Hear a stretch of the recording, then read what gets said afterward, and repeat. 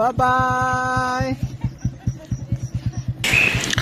So mananaman jud mga kamugna ang atong pila ka adlaw nga bakasyon nga nakahigayon ta sa diri sa Bantayan Island. So pabalik na kita karon, loaded ang atong motorsiklo way back to Santap nga Pantalan. So makita ninyo mga kamugna nga nindot ang dalan karon sa Bantayan Island kay sukat-sukat wala na makabalik diri. Nindot na simentado na ang tanan.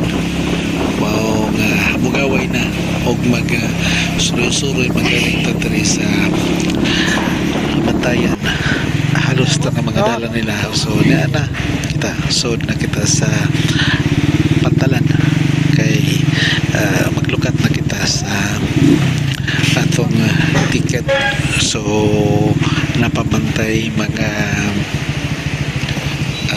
bayranon sama sa terminal fee. Wala pa man sa mi og ticket, so palukat na lang sa mi og ticket diri sa mga barker nila nga nag-standby diri sa Pantalan. So nga mong gipili nga ferry is gikan sa Santa Fe padong sa Kawit, Medellin. Ay kay nakabantay ni puro barato ni ang ilang pamasahe diri sa motorsiklo. So on board na ta sa Asnar Ferry. Di ko salamat accommodating ang mga crew nag-manage aning ferry. So plastado hanay ang mga motorsiklo na to. So kabog na o magbiyahe mo, ako ma-recommend kining Asnar Shipping kay nindot po dagi sakay. So naglawig na.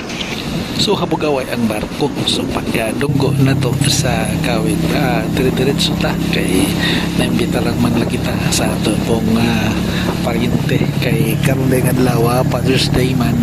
So ilaming gihangyo nga before may mo laho sa syudad mo hapit mi kay timing na naligog dagat kini mo ni akong iagaw. Surprising kayo kay kalma, relax ra kayo ba, pero nakapalit na din sila og beach resorts diri sa Medellin, sa Kawit, Medellin.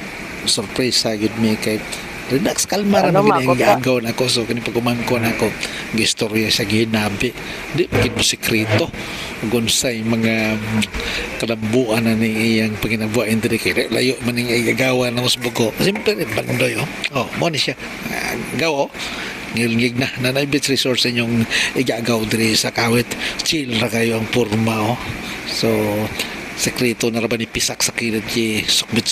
So nalingaw mi himamat hinabi ako gikuha og video kay makita nato nga tamis king payom dahil gini sekreto nga nakapalit ang beach resorts niya.